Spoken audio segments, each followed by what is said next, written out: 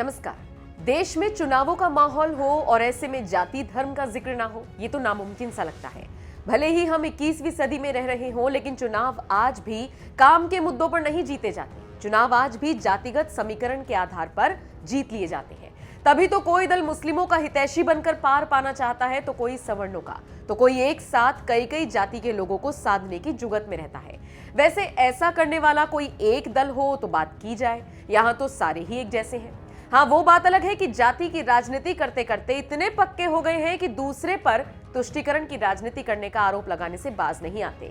अब देखिए ना, समाजवादी पार्टी जो इस वक्त जीत का दमखम भर रही है, उसने भी ऐसे कई चेहरों को मैदान में उतारा है जिसने वोट बैंक बढ़ने की उम्मीद पैदा कर दी है। बीजेपी खेमे से आए स्वामी प्रसाद मौर्य की पकड़ ओबीसी वोट बैंक पर अच्छी मानी जाती है। इसके अलावा सपा का MY फैक्टर भी किसी से छिपा नहीं है। इसी को लेकर योगी आदित्यनाथ ने तीखा हमला बोला।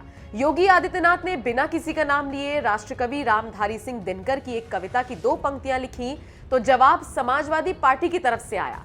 ऐसे में लोगों ने कहना शुरू कर दिया कि ये तो वही बात हुई, चोर की दाढ़ी में तिनका। योगी आदित्यनाथ ने किसी का नाम नहीं लिया था, लेकिन निशाना एकदम सही लगा। सीएम योगी ने ट्विटर पर क्या लिखा, जरा सुनिए। पाते हैं सम्मान तपोबल से भूतल पर शूर, जाति जाति का शोर मचाते केवल कायर क्रूर। राष्ट्रकवि रामधारी सिंह दिनकर। योगी आदित्यनाथ के इस तंज पर समाजवादी पार्टी के ऑफिशियल पेज की तरफ से जवाब आया।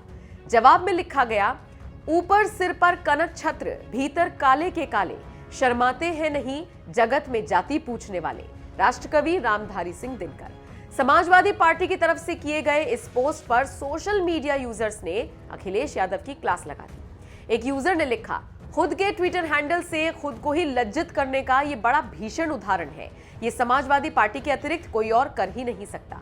एक दूसरे यूजर ने लिखा, पूछो मेरी जाति शक्ति हो तो मेरे भुजबल से, रवि समाज दीपित ललाट से और कवच कुंडल से। पढ़ो उसे जो झलक रहा है मुझ में तेज प्रकाश, मेरे रोम रोम में अंकित है मेरा इतिहास। एक और यूजर ने इसी अंदाज में तंज कसा और लिखा, मलमल धोए शरीर को, धोए न मन का मैल, नहाए गंगा गोमती, रहे बैल के बैल।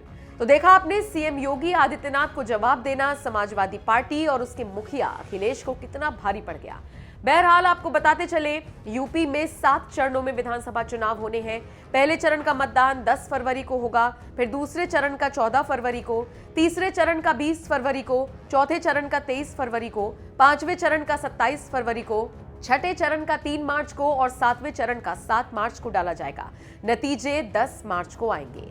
बहरहाल आप योगी आदित्यनाथ को जवाब दे रही समाजवादी पार्टी की जिस तरह से क्लास लगी, उसे लेकर क्या राय रखते हैं, कमेंट करके अपनी राय हमें जरूर